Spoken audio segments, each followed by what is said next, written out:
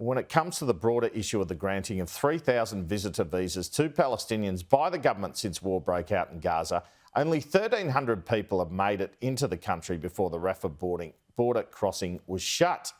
The government seems set to give the people who've made it in permanent protection visas, although a formal decision on the status of the group has yet to be made by new Home Affairs Minister Tony Burke.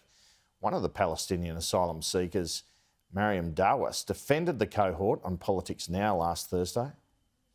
We are normal people with successful backgrounds.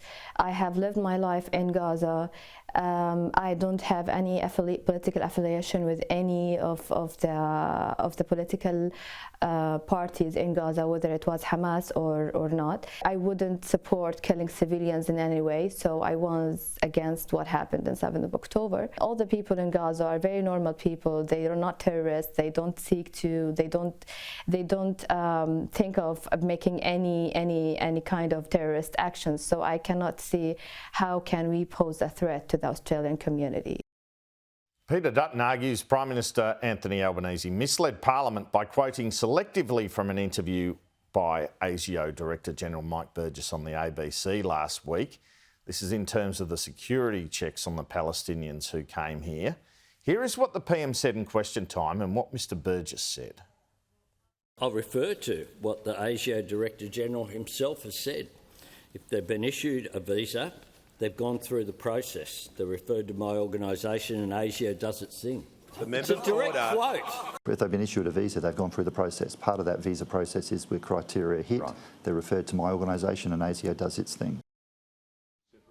The government is bemused by Mr Dutton suddenly raising in an interview with Sky News' Peter Stefanovic on Wednesday the stance that no Palestinians should be able to flee the war zone and come to Australia at the moment.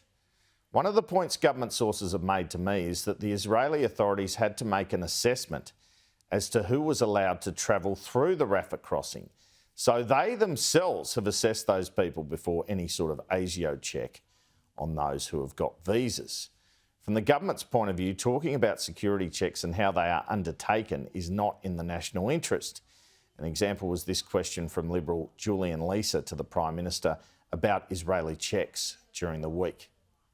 Prime Minister, of the 2,900 people issued with visitor visas from the terrorist-controlled Gaza war zone, how many applicants have had their biometric data checked against Israeli government records on known Hamas members or sympathisers, or those known or suspected to have participated in the 7 October terrorist attacks? I certainly don't think I'm in a position to answer. It is a fact that one of the things that we don't do, as I said to a previous question, is go through all of the detail of our security arrangements, and the member would understand why that's the case. I don't think Israel does that either, by the way. But the opposition believes the granting of the visas is about shoring up votes in Western Sydney, where the likes of Tony Burke and Jason Clare are set to be challenged by Muslim independents. They also want to know why visitor visas were handed out rather than a more formal refugee process.